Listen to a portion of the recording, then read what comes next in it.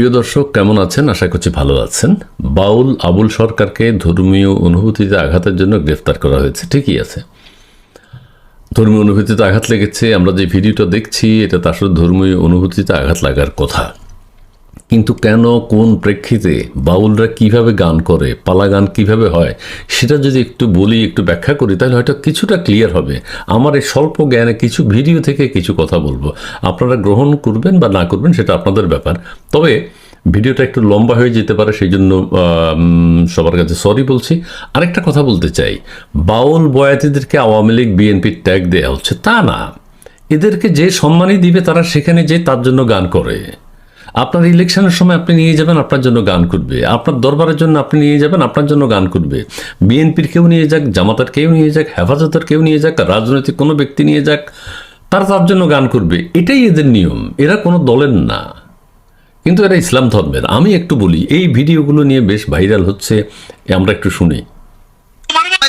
প্রথম সৃষ্টি আমার ইশক, প্রথম সৃষ্টি আবার কয় আমার আরশ। এই যে একজন বাউলকে আপনারা দেখতে পাচ্ছেন, উনি কিন্তু এগুলোর জবাব দিবেন। এখানে দুইটা পক্ষ আছে, দুইটা পক্ষ। এক পক্ষ আল্লাহর পক্ষে বলবে, ওই যে যে বাউল বসা আছে উনি কিন্তু নোট করছেন, উনি আল্লাহর পক্ষে বলবেন, আল্লাহর একত্ববাদের পক্ষে বলবেন। আর বাউল আবুল সরকার, প্রথম সৃষ্টি আবুল সরকার হচ্ছে সমাজে যেসব কথা প্রচলিত আছে, ইহুদি নাসারা অথবা কি নাস্তিকরা যেসব কথা বলে, আল্লাহ এক মুখে কত কথা বলে আছে না, সেই কথাগুলো এই আবুল সরকার তুলে ধরছে।